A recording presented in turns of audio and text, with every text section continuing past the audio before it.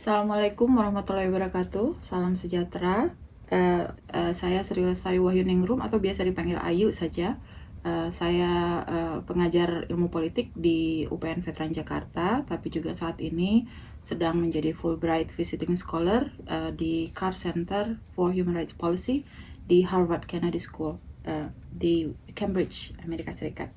Nah, kesempatan hari ini saya ingin memperkenalkan sebuah buku yang menurut saya menarik sekali. Buku ini judulnya Evidence for Hope, Making Human Rights Work in the 21st Century. Nah, buku ini penting, terbitan tahun 2017, tapi penting sekali, dan ini yang sudah diterjemahkan teman-teman dari Pusat Paramadina dan CRCS UGM. Tentangnya nanti kita bahas ya, tapi buku ini ditulis oleh Kathryn Sikkink. Dan senang sekali orangnya sudah hadir di sini. Saya akan memperkenalkan Professor Kathryn Sikkink. It's really nice to have this opportunity to chat a bit about your book here. And I'd like to introduce you. Professor Kathryn Sikkink is Ryan Family Professor of Human Rights at Harvard Kennedy School and also Associate for Carr Center for Human Rights Policy. Jadi beliau profesor di sini, tapi juga sekarang associate di Carr Center for Human Rights Policy di Harvard Kennedy School. So I just would like to begin by saying how pleased I am to have this book be translated into Bahasa Indonesian. And I've never had a book translated into Indonesian before, so this is a first for me, and given what a populous country Indonesia is, and what a country with a history of a long struggle for human rights and justice, I'm even more grateful I'm grateful to Ayu, but I'm also grateful to the other people who have helped make possible this translation, the translator, the organization that organized the translation. So thank you very much to all of you that made it possible. Thank you, Kathryn. Buku ini kemudian diterjemahkan dengan judul Membuktikan Harapan Efektivitas Perjuangan HAM di Abad ke-21. Nah, kita ingin tahu lebih banyak. So, Kathryn, we would like to know from you, the author of the book, what is exactly the point, or what is your reflections that is mentioned in this book? What is actually that you're writing in this book? So the book has two parts, and there's really two main messages, related messages, one from each part of the book. The first main message has to do with the origins of human rights, law, and human rights norms. And I argue, and I have two whole chapters devoted to this topic, that the origins of human rights law and norms are far more diverse than we often understand, and that the countries and the movements and the people of the global South were always involved in creating human rights law and human rights norms. The second part of the book is about the effectiveness of human rights law, movements, and policy. And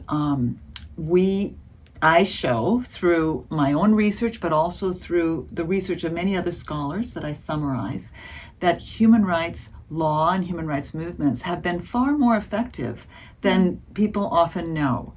And so we demonstrated a whole variety of issue areas, how over a long period of time, human rights law and movements have contributed to improving actual human rights in the world, people of the world today. That's interesting because, where do you put Indonesia in that picture? Because, if I may observe, many of the Indonesians, both state or even society, thought that this idea of human rights comes from the Western countries. So seems like what you're saying, that it's a global South thing, but where do you put Indonesia in that? Well, so in chapter 4 of the book, when I talk about the origins, I specifically mention the 1955 Bandung Conference that was hosted by Indonesia, and where countries, newly decolonized countries, especially from Asia and Africa, came to Indonesia to talk about the importance of decolonization, self-determination, and human rights. And so one of the important things that happens, of course, at Bandung is this notion that self-determination is part of human rights. And therefore decolonization is part of human rights. And so that these countries are able to determine their own future. But what's also interesting is it wasn't just we only want to talk about self-determination. There was a sense that supporting the whole range of human rights and seeing that self-determination and economic, social, cultural, and political rights were all related to one another. That's interesting. So this is not a foreign thing, right? Like, I mean, if we look at the history and what you were saying, that it's there, the idea and the spirit has been there all this time, right? So I'm in particular talking about the idea of the international protection of human rights. So I really start with the post-World War II period. And we really start with the Universal Declaration of Human Rights of 1948. And then I also look at the covenants on civil and political rights and on economic, social, and cultural rights. And it's at that moment where these covenants are being drafted, where all these newly decolonized countries are entering the United Nations, where we see those countries as well taking up protagonism for human rights. So after all these years post that Bandung conference, of course Indonesia has gone through a lot, and these issues on human rights come up again and again in every regime, every government until today. And of course there has been dynamics on that, ups and downs on that, and many expectations and high hopes also for state really can really make the human rights as priority and talking about justice for the victims, etc. But of course some things might not as we are expected, like and it's a long struggle, and I think this book is really important for us to remind us that there is evidence of hope for that reason. But I just want you to give us give remarks of for the Indonesian people, like especially for the champions of human rights, but also for the victims, especially for the victims, and perhaps also if you have some kind of like a message for the government as well. I mean, for Indonesians in general. Well, the first thing I would say, and you know this very well, I know human rights activists in Indonesia know this, is that the campaigns for human rights change are never easy. Governments never hand over human rights on a platter.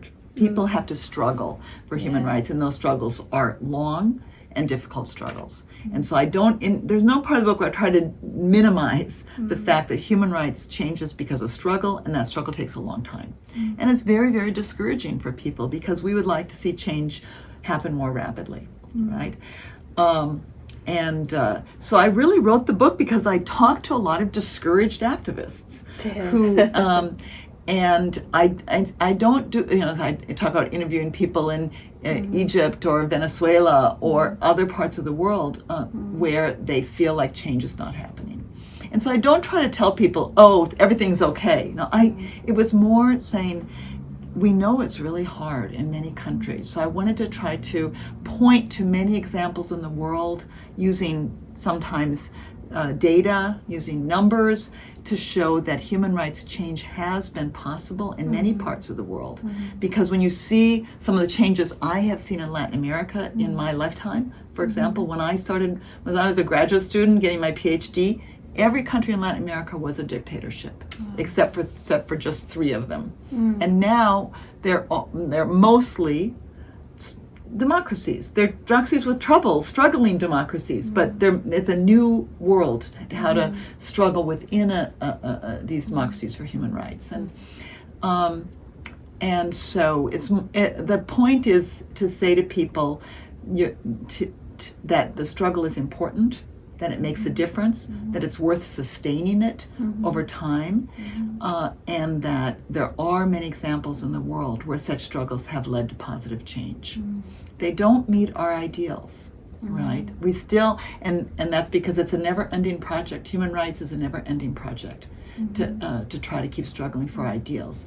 But positive change has happened as a result of human rights struggles. And so I just want to, to the activists, I want to say that your struggle is essential, essential to bring about change. For the victims, I want to say that we understand that sometimes losses can never be repaired, but that it's still, the human rights struggle is still a struggle for the dignity and accountability for victims. Yeah.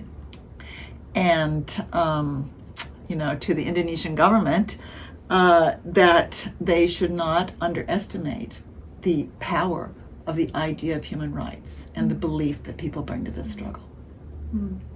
That's really encouraging. And it's really important message, I think, for us in Indonesia, and knowing that we're on the right track and we should not stop, right? Yes. Because positive things has happened. And if I also can say, there are some positive changes that took place also in Indonesia now that we also in the democracy. That is also, I think, in many ways that also the effects of the struggle for human rights that we've done in the past.